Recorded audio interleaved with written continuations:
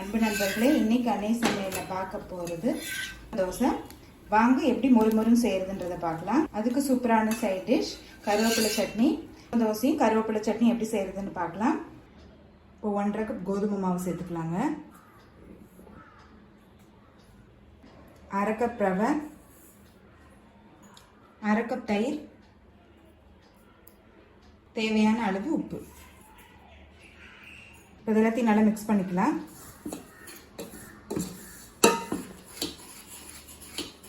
இது கூடவே 1.5 கப் தண்ணி சேர்த்துக்கலாம்.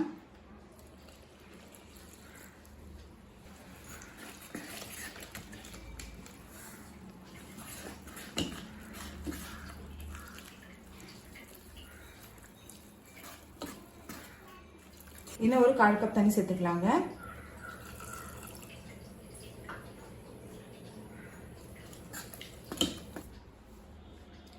ஒரு டீஸ்பூன் சீரகம், 1/2 டீஸ்பூன் மிளகாய்த்தூள்,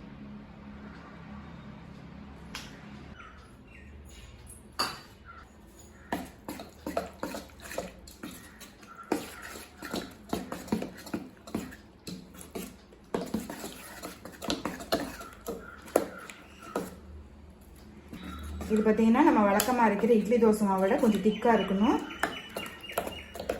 இப்போ இது 20 நிமிஷம் நல்லா ஊற வச்சிடலாங்க. இப்போ 20 நிமிஷம் ஆயிடுச்சுங்க. இப்போ கொஞ்சமாக பேக்கிங் சோடாவை தண்ணியில் கரைச்சி சேர்த்துக்கலாம். பேக்கிங் சோடா நீங்கள் விருப்பப்பட்டால் சேர்த்துக்கலாங்க. மாவோட கன்சிஸ்டன்சி இது மாதிரி இருக்கணும், திக்காக இருக்கணும், தண்ணியாக இருக்கக்கூடாது. இப்போ நம்ம தோசை ஊற்ற ஆரம்பிச்சிடலாம். இப்போ கல் சூடாயிடுச்சுங்க, நம்ம தோசை ஊற்றிக்கலாம்.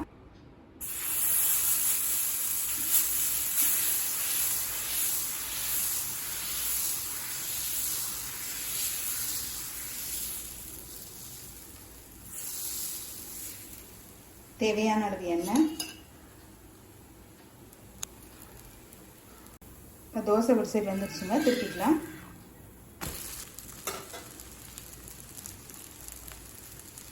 நல்ல கிறிஸ்பியாக இருக்குங்க இந்த தோசை. நம்ம நார்மலாக கோதுமை தோசை ஊற்றோம்னா அவ்வளோ கிறிஸ்பியாக இருக்காது. இது மாதிரி பண்ணிங்கன்னா கண்டிப்பாக நல்லா கிறிஸ்பியாக இருக்கும் தோசை. தோசை இந்த சைடு வந்துருச்சுங்க.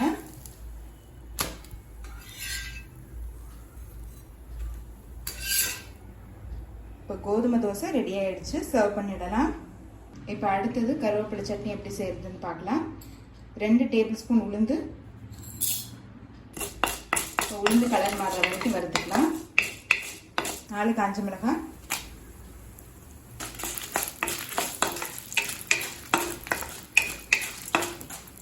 ஒரு கைப்பிடி அளவு கருவேப்பிலை,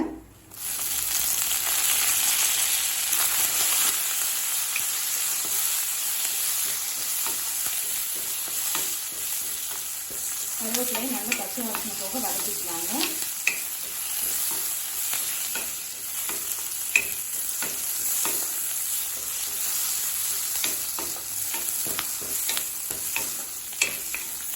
ரெண்டு பல் பூண்டு,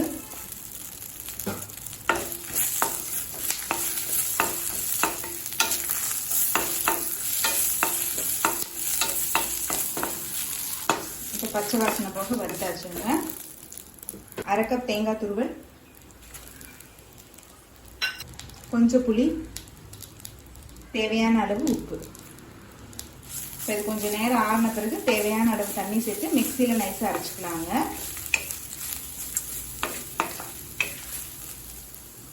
இப்போ மிக்சியில் எல்லாத்தையும் அரைச்சாச்சுங்க. இப்போ சட்னியை தாளிச்சிக்கலாம். இப்போ கருவேப்பிலை சட்னி ரெடி ஆகிடுச்சு. கோதுமை தோசை கூட சர்வ் பண்ணிடலாம்.